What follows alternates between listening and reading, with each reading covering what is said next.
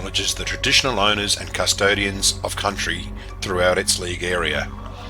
We pay our respects to all First Nations people and acknowledge elders past, present and emerging.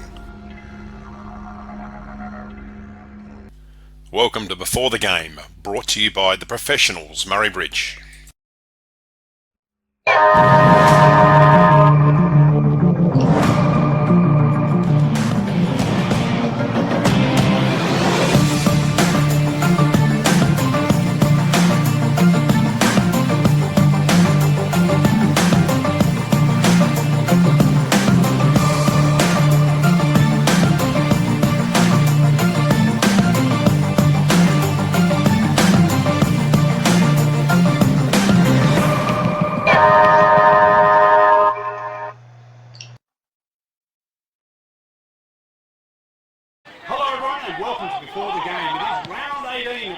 Hotel for the season, and I'm Matt Wood. We're coming to you today live from the Field of Dreams, home of the Michael Longer Football Club.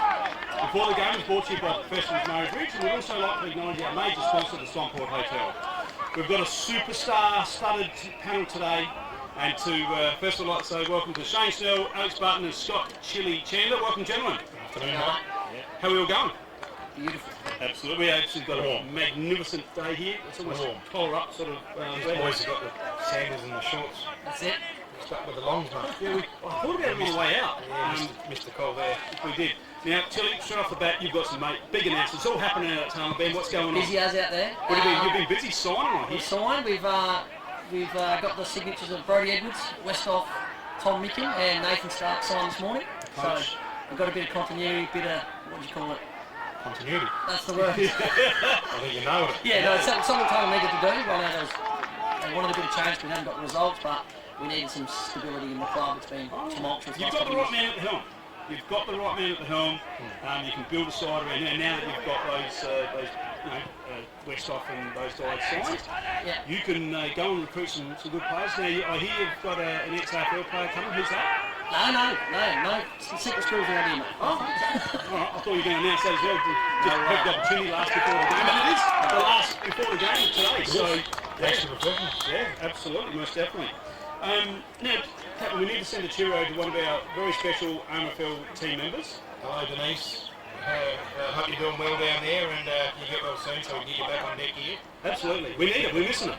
With some flowers. Hopefully that'll commit to that. This is where she used to be. Well, it shows where there's a bit of love there. Yeah, so that's right. Yeah, we invested heavily in that. Absolutely. No, so all the best, Denise, and we can't wait to get you back here. Yeah, hopefully see you probably, I would say, in a couple of weeks at the footy. Absolutely. No, we're looking forward to that. So, now, we need to move on, and we need to talk a little bit about male medal night. So it is coming up on the 16th of September at the Murray Bridge Racecourse.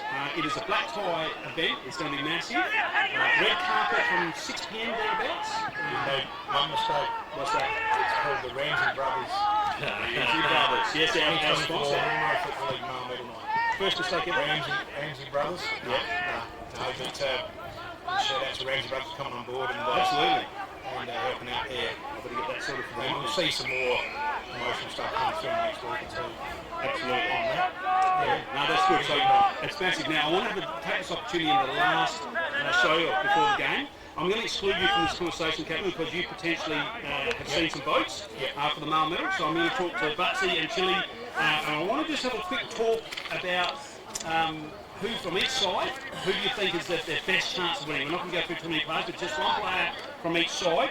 Let's talk about Mallee Storm. Butsy, who do you think Mallee Storm's going to have the best chance of winning the medal? No. Right. Honestly, they haven't won enough games. Yep. But probably the standout is big Tommy Jones. Yep. He's been the best player 11 times this year, and probably their most consistent. But yeah, I mean, they haven't won enough, so... Chili, your thoughts on the story? I was hoping you say a few more names so I'd remember something, because I actually don't. There's a bald fella that plays on ball. I rate him as a really good footballer. Henry Olsen, he's a star. Yep. He'd fit in any side in this league, but no, once again, same as us. Not enough wins on the board to even compete. I think their best, the one who'll get the most votes is Tommy Jones, the big ruck, and as you said, 11 best players. Right, let's talk Taylor Ben. Butsy, who do you think at Taylor Ben is going to help this? Chili. He's got his hand up your back there. Yeah. There's two guys this year that have had a really consistent year, one from the Eagles, and that's Big Nick Westhoff. In the best players 13 times out of 16 games that have been played so far. He's been outstanding for them, so I'd expect him to hold probably in some games where we get one voters where they didn't quite get the chocolates, because especially early in the year, the Eagles were in a lot of games, and he was a big reason as to why as well. So he'll hold pretty well, I think. Brody Edwards gets a pretty heavy tag up until about half time when the game's done, but I'll have to say Westy as well. We're screwed without him. He does it all forward, back, he's our exit kick, so it'll have to be Westy. Yeah, absolutely. He's my smoky. He's my big smoky, Westhoff. So I think he's second in the player of the year, 13 best players. He's a ruckman, he stands out, so I think he's a big chance. Let's talk Ramblers. Your mates at the Chooks. What are you? Yeah, the Chooks. Yeah, the Chooks. Who do you think at the Chooks? Quite a few names down, but once again, this is the other bloke who's been as consistent as Westhoff in regards to best players, 13 out of 16, and that's Malachi Continuing. Yeah. And he's had a great year, not only at this level, but he's gone up and played zone footy. The association footy, fitted right in, didn't look out of place. And zone. Yeah, and I think the thing with Malachi is he's so clean and he's so explosive from stoppage, so he'll be really eye-catching for the umpire, so I think he'll poll pretty well for the Chooks. Yeah, absolutely. Yeah, definitely Malachi. The time he has with the footy, when they go into the room to think about the game, they go, shit, Malachi had heaps of it. Yeah. And Alex Fife, he gets better with age. I think as he gets older, he's got better. He's maturing. And he's polled a few votes before Alex as well, so that's sort of comes in. He's just that lovely type of guy too, Alex Fife. So, You're saying he sucks up to the umpire? I wouldn't say that. I'm saying he's the type of guy that you dislike. So you always get votes from umpires because it's that golden boy. So, all right, Manham. Is there anyone at Manham that's going to even get promoted close? I'd probably go with the best for Manham would be Aiden Holland. Early in the year when they won a few games and pushing sides, he's probably one of the best players more often than not. And he does take, intercept marks, does rebound with a bit of run, so once again eye-catching for the umpires. So for mine, he's probably the one that's going to poll the most out there for the rules. Your thoughts? Well, I know Levi's getting on, but against us he plays some really good. He plays like a real leadership role. Yeah, he can play. And then once again, Holland. I didn't know much about Holland at the start of the year, but he plays like a Maori plays. Cuts across in the forward lines, their back lines. But yeah, them two again. Rightio. And I think probably Levi's going to pull the best for them. Jervois, Butsy, who's going to pull the set? I mean, there's a couple, obviously Tate polled really well previously. Yes. But for mine, Josh Scott's year's been absolutely outstanding. Leading the goal kicking, but not only that, we've seen it at times as well. He's gone onto the ball and played in the ruck, and especially there's a day here against Maipo where he actually turned the game off his own boot going in the middle. Third quarter, just got won the game. Yeah. He did win the game off his own boot. Yeah, so he's super consistent. He's nearly always in the best. So yeah, for mine, he's probably nearly my favourite for the medal. Right, there you go. Yeah, when the game was in the balance, Jervois Taylor, they just put Scott wherever he needs to go to turn the game. And the way he moves around the ground this year, he'll have to be one of the favourites to win the medal. Elsie Tate's got the bicep veins out, the fake tan. The umpires love that. Fake tan? It used to be. Okay, fair enough. No, I agree, Chili. Josh Scott, 11 best players this year, 56 goals. Again, stands out. He's had some impact quarters, certainly. And obviously Silverlock is very going to be right up there. Imperials, Butsy. There's a couple. Yep. Obviously, Croney's leading the, looks like he's winning player of the year. Yep. But for mine, there's one bloke that always polls well every year, and that's Louis Dean-Michel. He has been injured a bit this year. He has, but just about every time he plays, he polls votes. And we see a lot with these sort of medals for associations and that. Guys that have polled previously, they tend to just stick in the umpire's mind. Doesn't matter year after year. There's a bloke called, well, there is still a bloke called Matthew Thompson at Ramblers who used to get votes when he just ran out on the field. Yeah. So I think Louis is one of those guys that he's always on the umpire's mind. I think he polled really well for the Blues. Chili, your thoughts? Totally agree. Yeah. But I think Craney's season's an exception. I love the way he plays. It has to be Craney.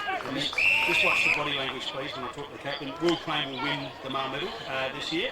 He's not scratched his nose or anything like that. So, no, there's your winner right there. Will Payne. An exceptional year, consistent, all that sort of stuff. He's a goal-kicking mid, 17 goals, and that's not massive, but, he's consistent. He pops up with these couple of goals each game, that sort of thing. So, And just for the captain's sake, I think Jack will hold pretty well. Jack can't hold heads will roll if they don't. He's not saying nothing. Look at this. You gotta be careful, still, don't you? The old body language, yeah, look at that. No, we keep moving on. The Suns. What about the Suns? They've got. Did you see that scary game there? She said, can't make any comment. I don't think the mic's on off there. Suns. They've got some classy players, don't they? Smithson's probably missed a bit too much footy for the Suns to be right up there. I like Maroney.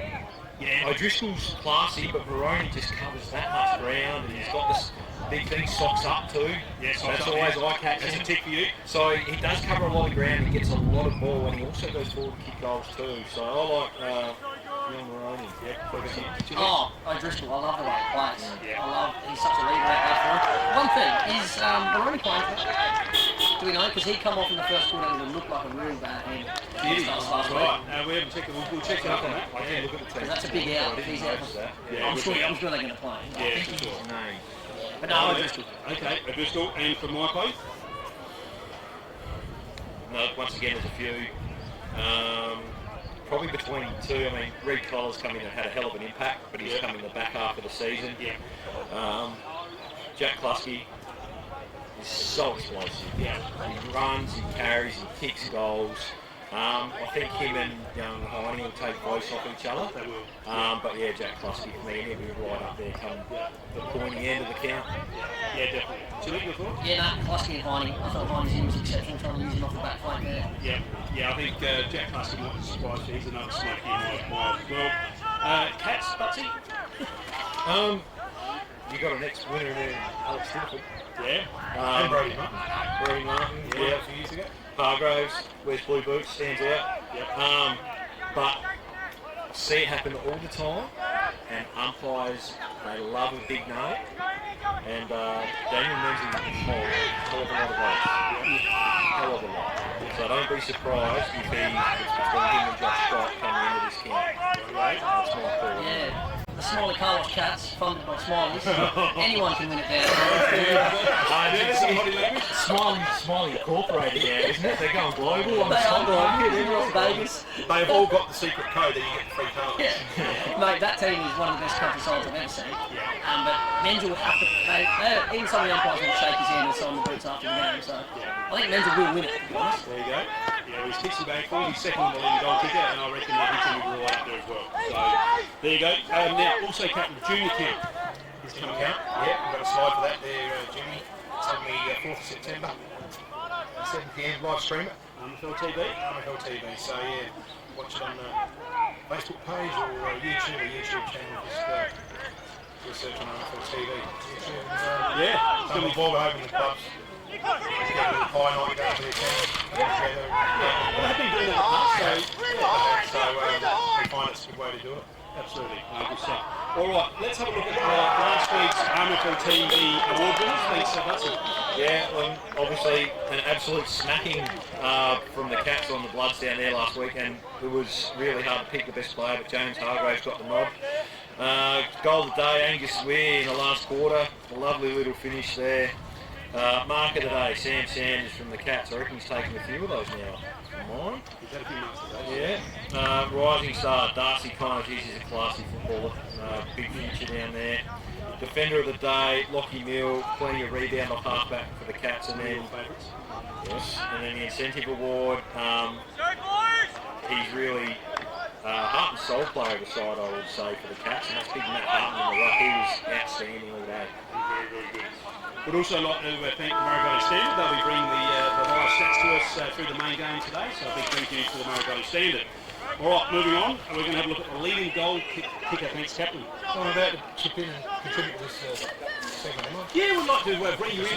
Welcome, Steve. Yeah, Well, hey, guys, nice to be here. good stuff. Josh Scott, 56, leading the way. He'll win the award this year. Daniel Menzel, 46. Jaden Ward, 34. Rory Taggart, 32. Charlie Fisher 30, Albie Dunstan 28. Thank you, Captain. I love your contribution. Now it's time for the Dace Irrigation and Fodder Player of the Year. Please, Chili. Round 17 votes, the Mallee versus Taylor Ben. 3 votes, Roy O'Driscoll. 2 votes, Josh Schnitzen. 1 vote, Nick Westhoff. Imps against the Storm. Training with another 3. Jimmy Clark 2. 1 for Tom Jones. Coorong Cats versus Jerboys. 3 votes, Alex Weir. 2 to Hargraves. And 1 to Alex Clifford. Ramblers v Marco. Nick Honch got the 3 with Klasky on 2. Ken Harry stuck in for 1. On the leaders, there's Crane out front. Got 22, Westhoff on 15, O'Driscoll and Smithson each on 14, Scotter on 12, then you've got Malachi, Jack and Weary on 11, and Zertano rounds it at 10. Nice work, Chili. The Chemist King Club of the Year, please, Bugsy. Once again, it's been signed up by the Blue Boys, so Imps well out in front, 121. The Suns just show how well their footy program's going out there at the moment in second on 92. Jerboys 79, Taylor. Their juniors once again doing the job for them with 78. Maipo 74. The Cats 22. 22? 72. 72, yeah, muck that up. Yeah. Manham 66. Ramblers 45. And Mallee Districts on 19. First mistake ever. Did he ever go against all? He did a little bit. Yeah, that's a little bit. I see Chips down here on 45, mate. I'm not involved with anyone at the moment. No, we're independent here at Yes. No favourites around here. No, that's exactly right. All right, time for the Swamport Hotel ladder, please. The captain, the second opportunity to impress. And it's a doozy. Cats on top with 32. Maipo 22 at 54.54%. The Suns on 20 with 59.02. Imps on 20 with 55.42. Excuse me. Jerboys 16, Manham 9, Ramblers 7, Taylor Ben 4, and Mallee District 4. And the reason we've highlighted the percentages is very crucial. Today, we've got a bit of a juggling live ladder. Imps beat Maipo and Suns. Imps beat Maipo and the Suns lose. Imps go to 3rd and the Suns go to 4th. If Imps beat Maipo beat Imps and the Suns lose, Imps finish 4th. The Suns beat the Cats and Imps win, Maipo finish 4th. So, well, just to help look at it, we've got a little corner on our screen today. Hopefully we'll get some updated scores of what's going on down at Penrith between the Suns and the Cats, and we'll have some little updates just in the little corner of the screen, so hopefully we can get that working today and have it refreshed. Because that 4th spot especially will be really dangerous, because that elimination final next Sunday is at Jerboys against Jerboys. Correct. They are a different side at Jerboys. Yeah. Make no mistake about that. All right, it's time for the captain segment. What did we learn last week? And we'll start with you, Captain. What have you got? Well, just a couple of things, and it's probably more announcements, and then we'll go to my final thing on what did we learn last week. But Manham had a good Facebook slide. We're not going to do this because I haven't been able to get it on, but it's a video. It's to do with Miss Manham and shenanigan with the phone camera at training, and the winner was Jolene of the Miss Manham competition. Jolene, I think it must have been Joel Racer, would I be right? They were taking the mickey, so I thought that was really good social media. So you go to their Facebook page and see that? Yeah, on the Manham Footy Club. So that's up to them. That's the sort of stuff people want to see about your footy club. It's a Dace Irrigation and Fodder. They've done a rip of grand final series display. It's in their shop, their storefront there in Murray Bridge. So they've got the Zone Cup in there and the Premiership Cup for this year as well. And Kurt Dandel and the team there at Dace Irrigation and Fodder get mine from Murray Footy League and the netball RMNA. So there's a display there too. We've mentioned the June medal count and Ramsey Brothers RMFL medal night on the racecourse Monday the 16th of September. Live. There's a graphic here, I think I've got it there, Jim. Thanks to Candace Tiller. It's the road to the grand final, and she'll be updating it for us. And it's just it has the pathways for secondary, third, fourth, league, fifth, and down the thing. So that's a really good little graphic, and help promote each week where we are in the final. So keep it simple for me. Okay. Now this is what I learned last week. Rightio, what do you got? I'll take it back to the showdown. Yeah, big game. Still talking about. And I'll take it back to the hit down Houston on Isaac Rankin. Yep, Bill saw it. And I hear all the experts, all the umpires come out and say it was a legal bump. No free kick. No free kick. Razor Ray said no free kick. Now, if we put the graphic up on the screen, Jimmy, there is the laws of the game for AFL 2024. This is my beef. prohibited contact is a free kick. Yep. If you go down the list, charging is a free kick. That was charging. That was charging. Yep. Anyone here dispute that wasn't a charge? Yep. From a charge? It That wasn't. was a charge. Yeah. You don't dispute it, or you dispute it? No, I just knew it was a charge. It wasn't a charge. It wasn't a charge, it was a bump. It was a And the bump. bump is dead. So what's a charge? A charge for mine is when the ball's not in the area and someone is a charge. Charge in marking contest, but when the ball's in the area and it's a bump, it's a bump. That's my argument anyway. I think the precursor in the words above it is regardless of whether the ball's in the hand of the receiving player or not. So, for me, that's a charge. The player, he's got the ball, he's not aware, he's got possession of the ball, he's not aware. Yep. He's going to get run from down the front. So, anyway, I believe it should be a free kick. But all the experts are better than me. That's just what I learned last week. What I haven't learned yet. Well, okay. Well, yeah, good point. Bucky, what did you learn last week? It probably goes back to that a bit. Just don't bump anymore. The bump's dead. Yeah. And you can make the argument that he didn't get him high, and most people, even I think the tribunal said they didn't collect him high, but he ended up with a concussion. Didn't matter. And, he's out.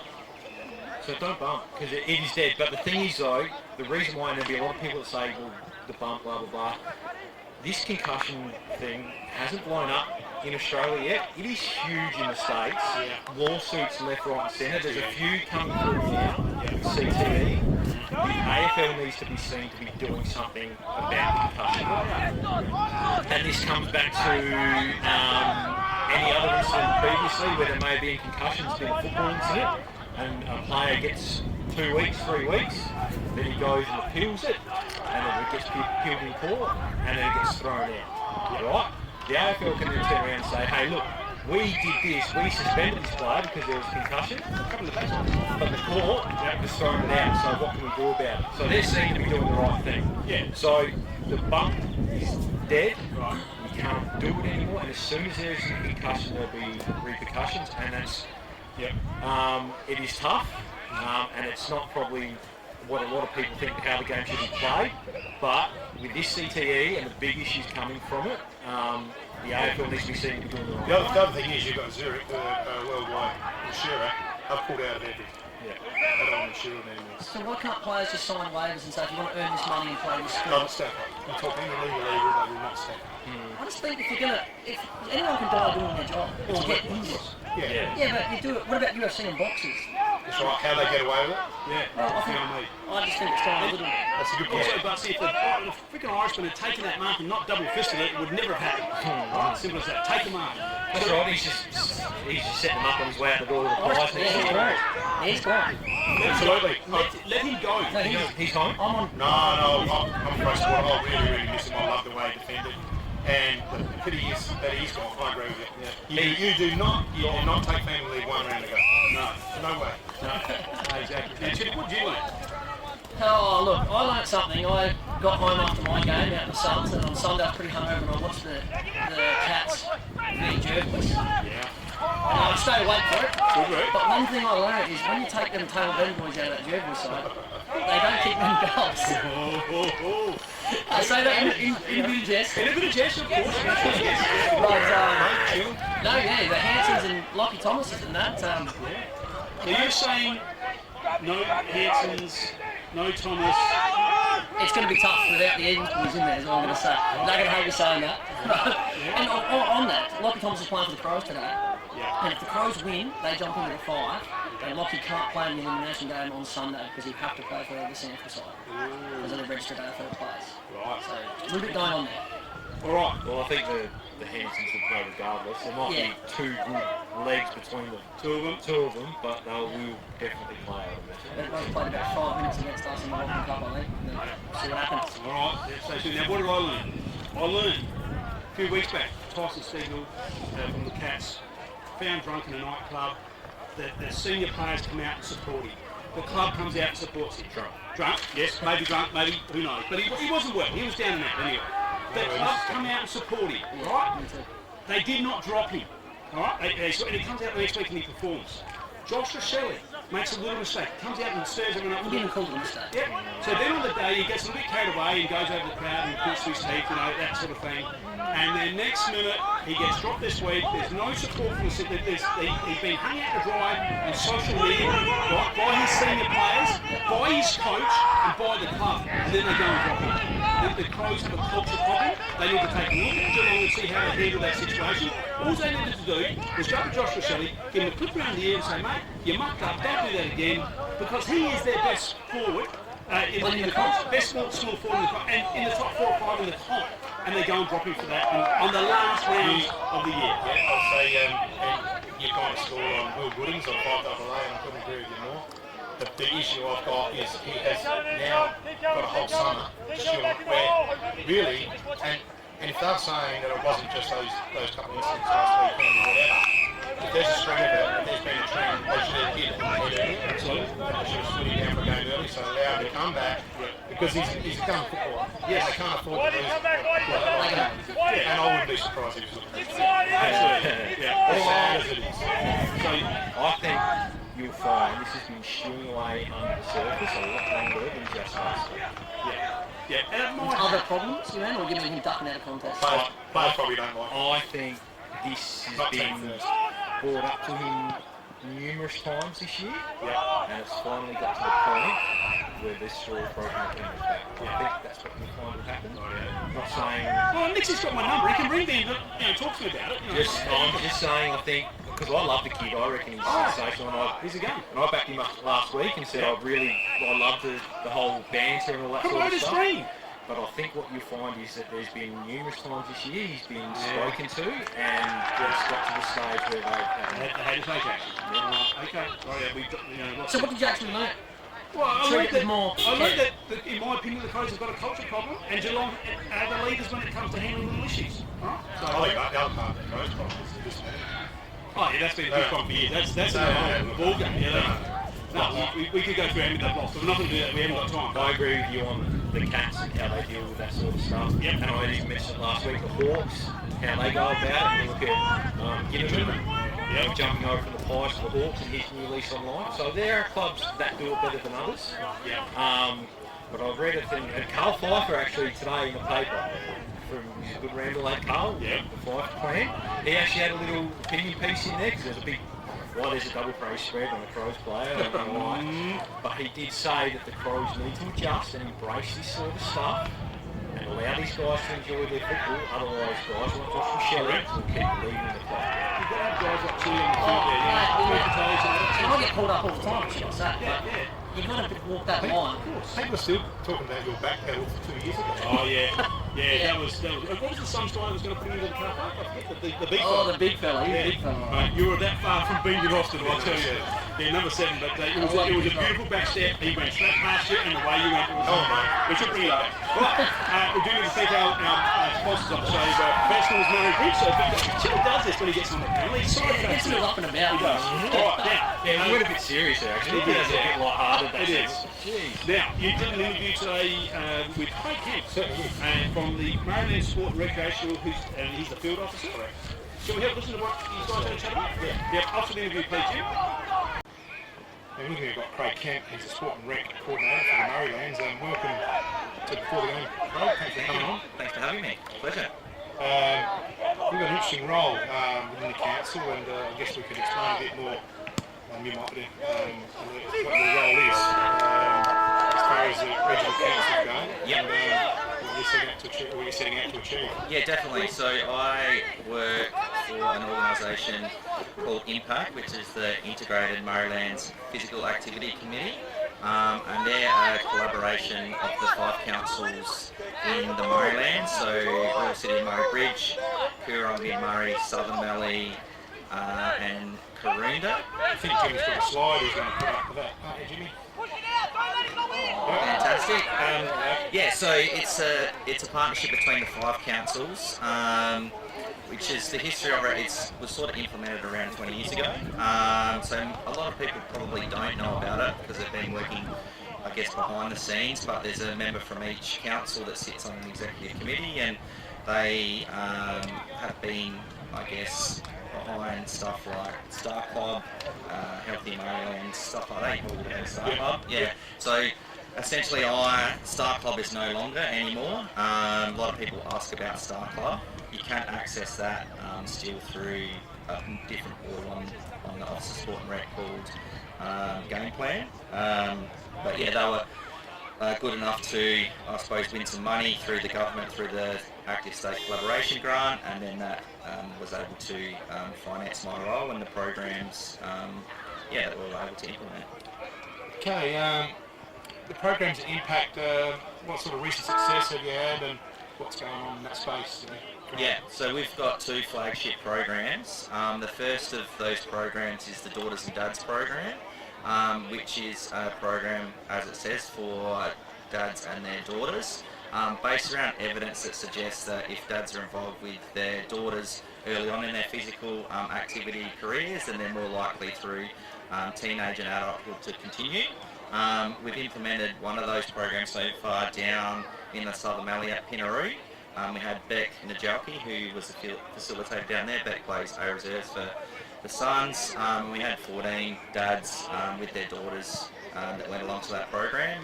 They said it was really good, so they learned stuff around gender equity in sport, and then physical activity, sports skill positions, that sort of stuff. So yeah, it's been a really good program. Looking to implement some of those, so we're looking for any facilitators that are out there. If you've got a coaching, a teaching background, anything like that, just have a passion in that area.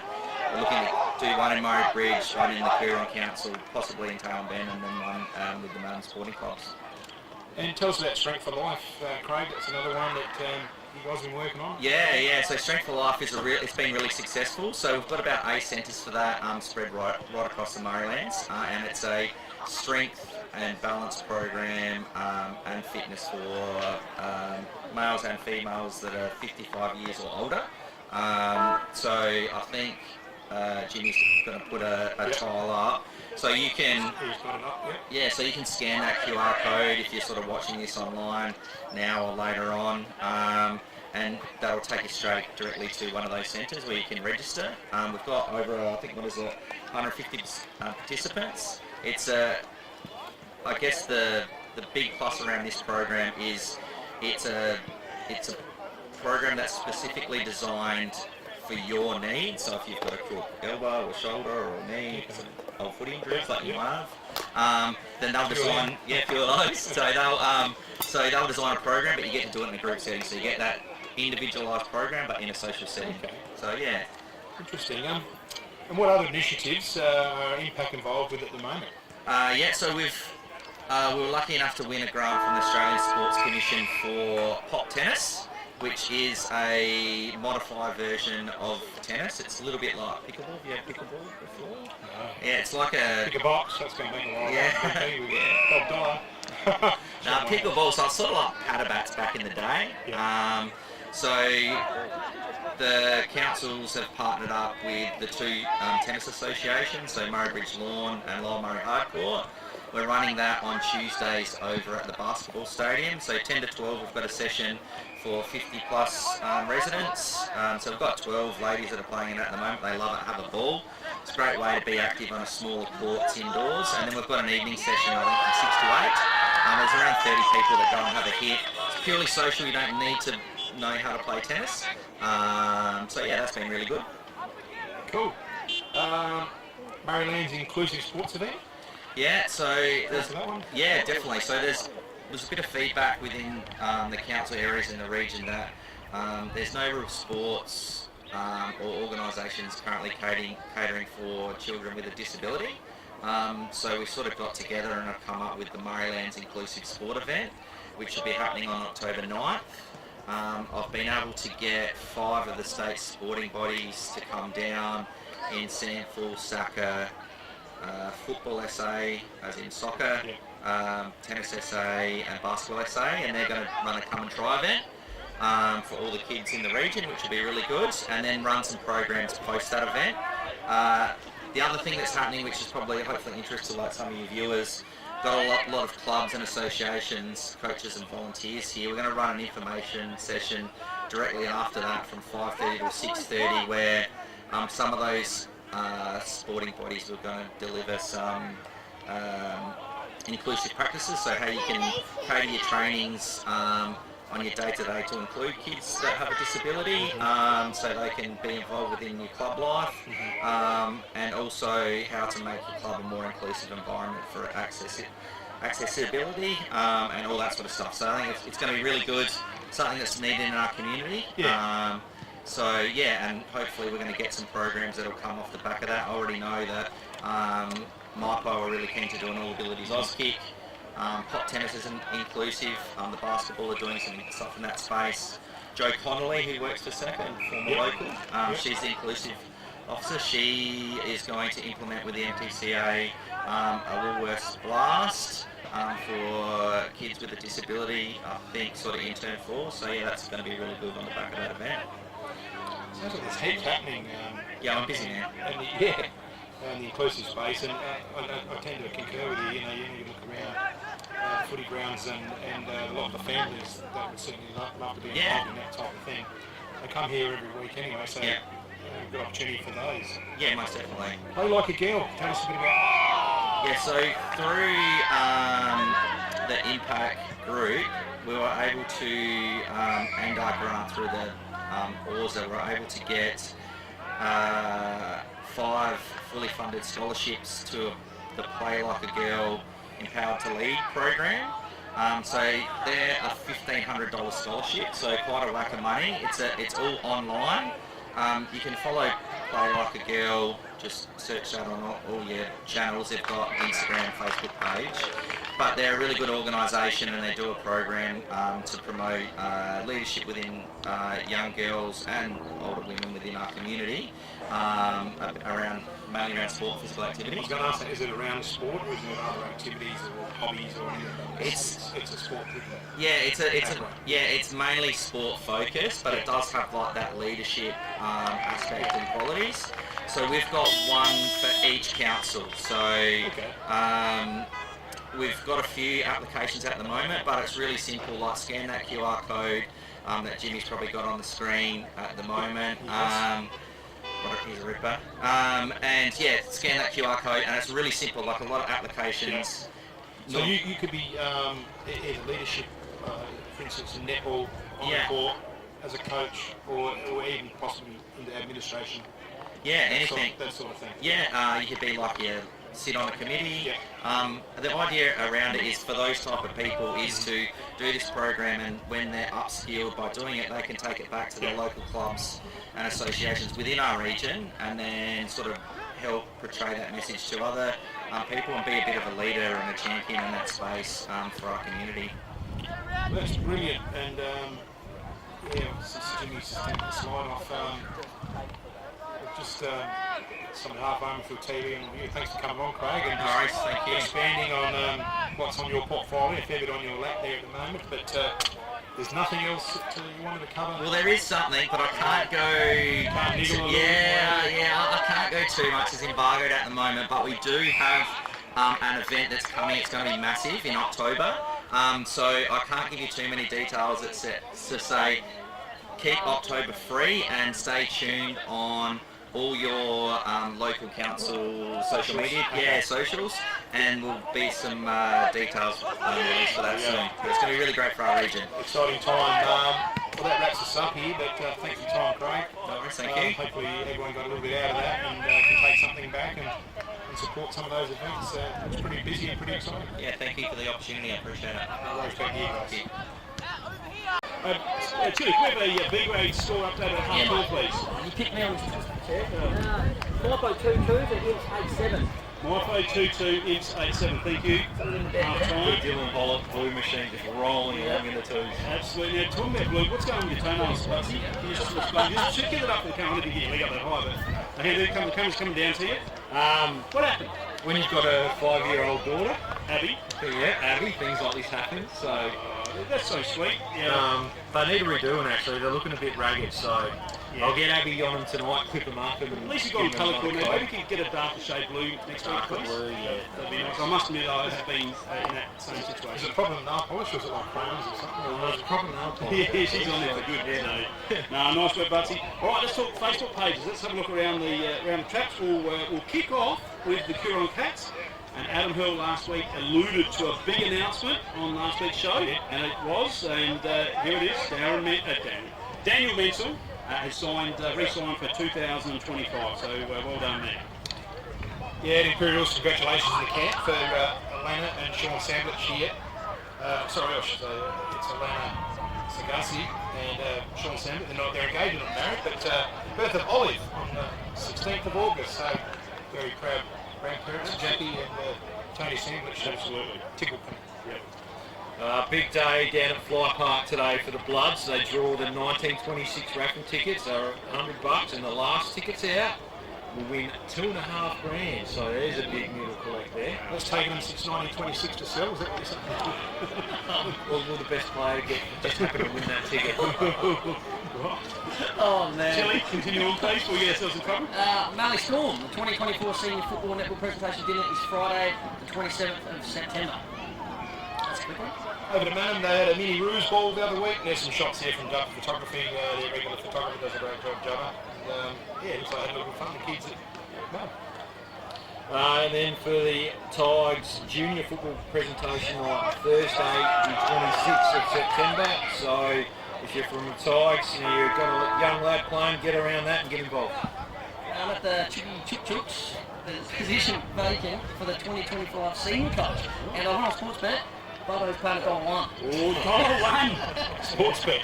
You want to waste your money, get on there. Absolutely, yeah. Look, the Chooks would love to have you back there. But, yeah. Southern Valley Suns, as we mentioned before, with some programs that Craig's talking about, Play Like a Girl presents Empower to Lead. That's for the Southern Valley Suns. And at my hometown, Taylor Ben, the RFL and RNA Junior Carnivals are tomorrow at 10. And also we signed our coach, I can't keep stressing that enough. Today's a great day. Big announcement. I thought you were up and about when I first saw you. Yeah, So. I jumped out of bed this morning. Yeah, I bet you did. All right, let's have a look at this week's games. We've got some very interesting games and some big games, and we're going to start off with the Jervois v Manham. Captain, your thoughts on this game? Yeah, just a couple of milestones for Jervois and the Sports and Reserves. 150 games, 30 games to Louis Oranger, and I think we've got a slide there, Jimmy, and also Dave Graham. They have on their pages. So congratulations to those guys for representing their club 150 times. Good luck today. Jervois and Manham, obviously Jervois, this game couldn't come quick enough after last weekend. Obviously they want to get out there and make amends. And Jennifer's up ready for next week. I did hear a whisper that Manham have re-signed their coach for a couple of years. Is that correct? Potentially. It's only a rumour. It's a rumour? Okay, we specialise in rumours. So, Yep. there you go. Who's going to win? I think Jervois has got some stuff. They'll bounce back. They're a very resilient club, and they won except last week. They lined down, so I think they'll win pretty strongly. Yeah, I'm expecting 8-10. Yeah, Butsy? Jervois are in very good form at the moment. Going back to the last four, obviously last week was a horrible day down at Meningie, but then knocked off the Eagles by 50, lost to the Suns, and then they only knocked off the Storm by 28 points. And I think the fight against the Storm and the Eagles was really sort of late in the game where they started really pulling away from both sides. So they're not playing the best footy at the moment. Question for you. Dylan Barry wasn't named on Play HQ. He's got his 4. He's got 4. Yeah, so he won't be playing. That's all right, because I did think last week we were talking about how many he had, so no, that's all good. I'm excited because Long is named. Yes, Plus today. Yes, he is. So that'll be a bit of excitement around that group. But they need some players who've been playing poorly, who normally play better, to step up, and this is a good chance for them. So I'm looking at McKay, Zane Barry hasn't played the best as of late. Luke Cluster's been a bit quiet for his standards. He's got guys like Gable, Costello, all who've probably been underperforming. If they want to get to a stage in September where they can have a crack at the flag, these type of guys need to step up and play good footy. So expect to see them run into the forward today, and Manham's just been a disappointing year, really, hasn't it? Started really well, looked like they might have been around it, but they've fallen off, so Jervois comfortably. Thank you. Absolutely agree. I know what it's like. No, I'm not going to tip. I can't tip against the red and black now. I've said too much already. No, I know what it's like at Jervois when we lose a game. I think it's 6 or 7 years. Did we? Oh, do you? Life member. It's a life member. He is a lot. They haven't lost a game 2 in a row for about 6 or 7 years. It's a big rule. They don't always bounce back. And I know they do. They've got too much talent. But Dylan Barry out, Lachlan Thomas out. it's good to see Longy in the A grade because he's one of my favourite footballers to watch. Yep. Gee, it was way too strong. Yeah. Game will be at the Victoria mentally already. Yeah. I totally agree.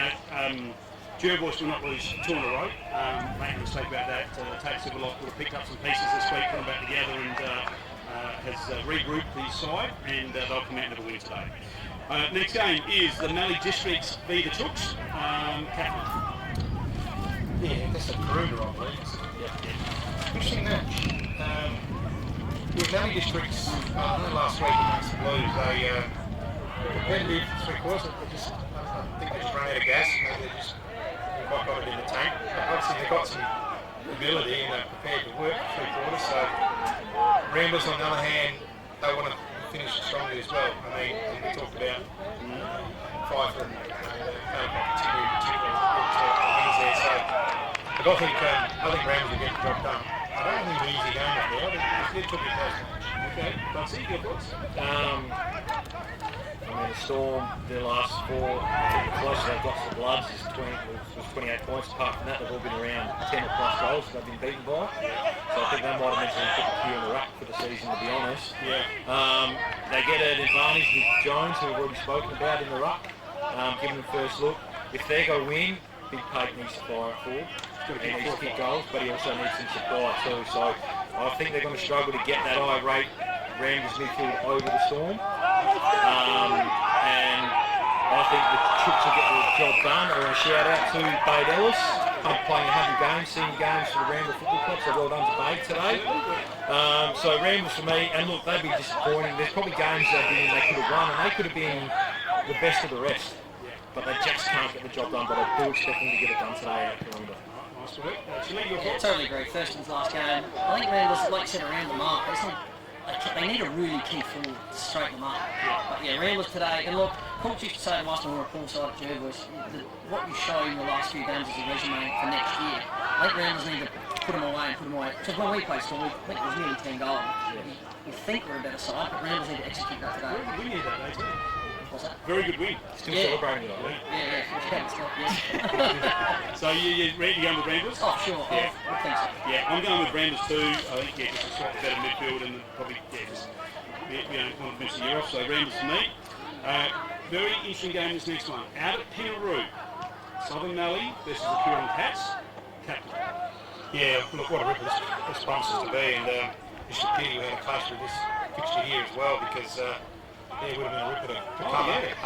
We will try and get as I said earlier, a progressive score on our screen so we can keep viewers up to date, but it promised me an absolute belter.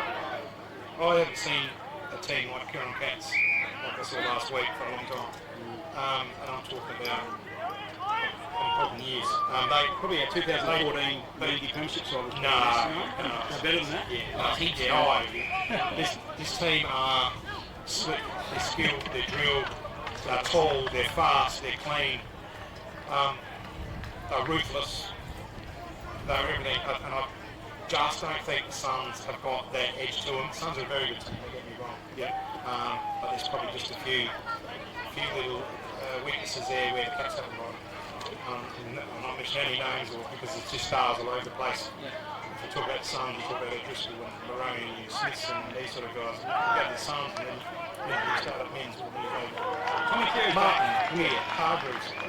You just look. I think the Huron Cats will pretty much win the game. I think I'll probably go win it between 8 and 10 goals. Rightio, Butsy. How's this for just a little bit of excitement? Hamish Dow coming in for the Cats today. Oh, he's a gun. Yeah, I'll just add another one. yeah, another young player. So who drops out for him? I'm not sure. Yeah, I couldn't pretty remember who it lucky was. last week. Oh yeah, Well, you absolutely. don't have a winner.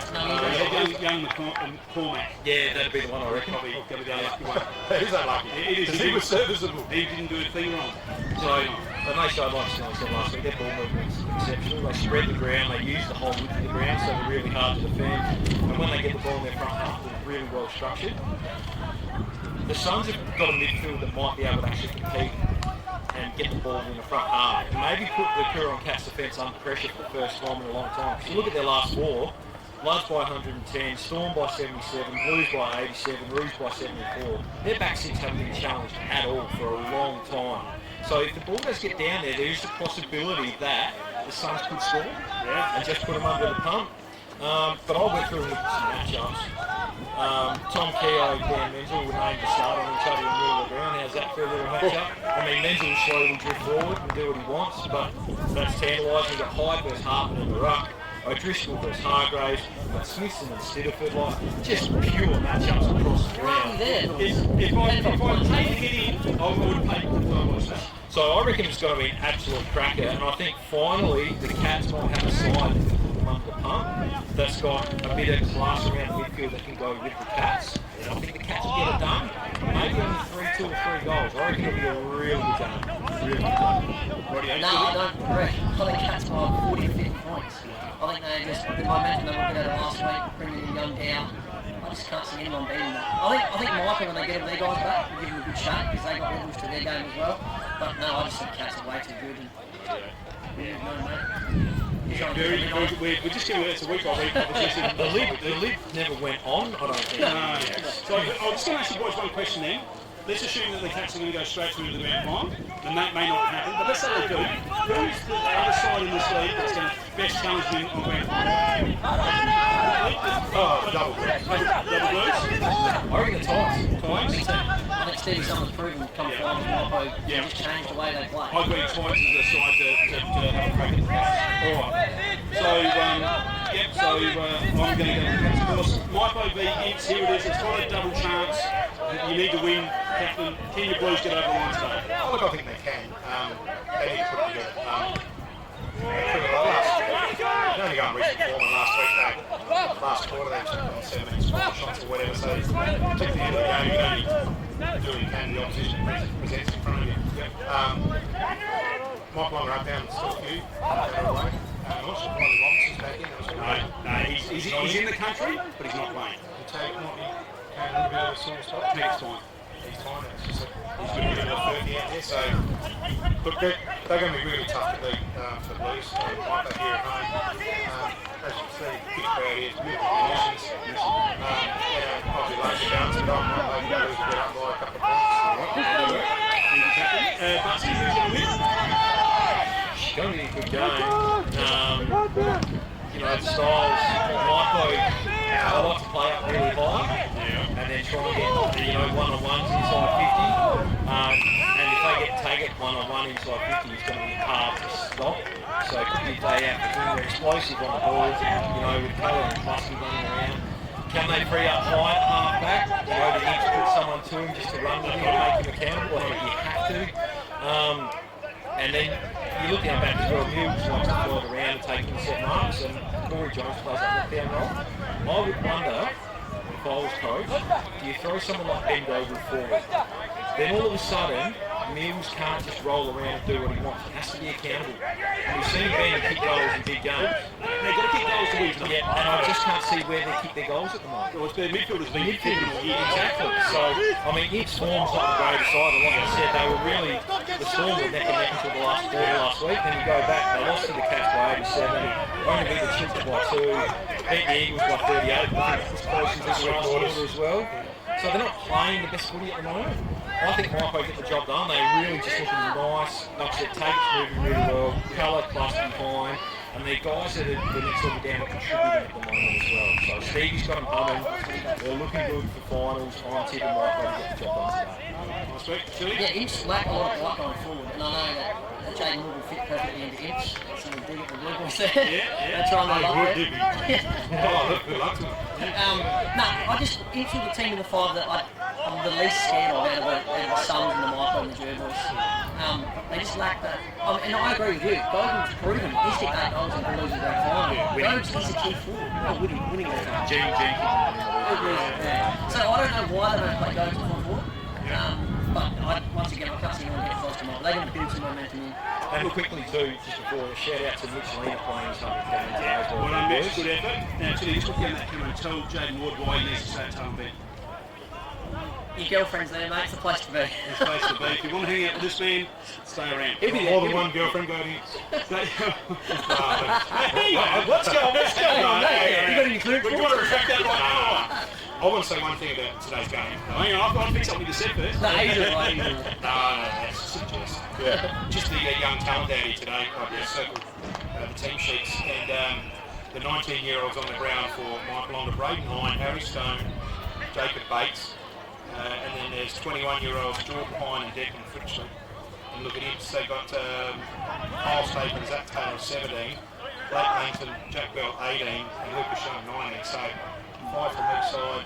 There's 10 players eligible for the Rising Star from the Elders today. Yeah, absolutely. I think Fixie might be laid out too. I'm not sure exactly or not, but what I need to see today is I need Aidan Morrell to go back to the goal square, and anything that comes his way, he just bust packs open, takes the marks, get up there and mark the darn thing and go back and get goals. Don't go out too far. He needs to say with the goal kicking, he's their answer, kick 5 or 6 goals today to win this game.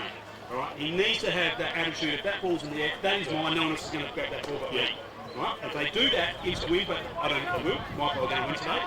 But just from Aidan Morrell's point of view on this side, that's what needs to happen. But I do believe Michael are going to be too good and they're going to get win today. All right. Right, do you know what time it is for now? I'm undefeated, mate.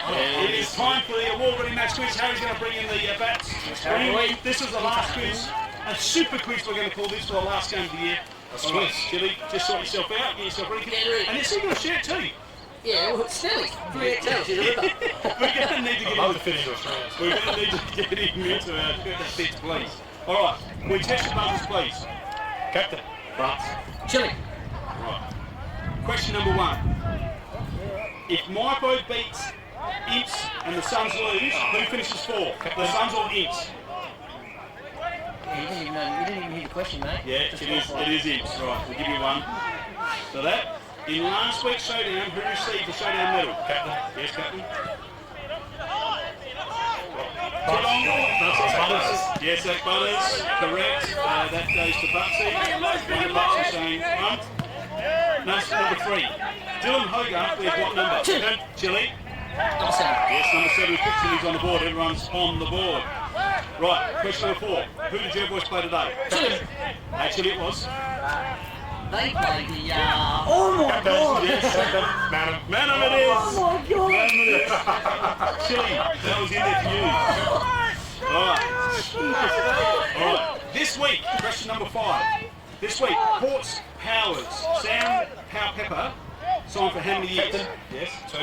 Incorrect. Butsy. 3. Incorrect. Chili 4. Yes, correct. Right, on the Chili. He's undefeated in this season too. All right, question number 6. How many goals did Sticky Nicky Hodge kick last week? Yep, 7 it was. 7 big ones from Sticky Nicky. Is that sheet in front of you now? That is 2 all, 2. Right? Question number 7. Where is the elimination final being played? Fly Park's the name. It's Husky Arena. Another clown. Husky Arena is what we call it out there. Alright, prior today, who was 4th on the Chemist King Club of the Year?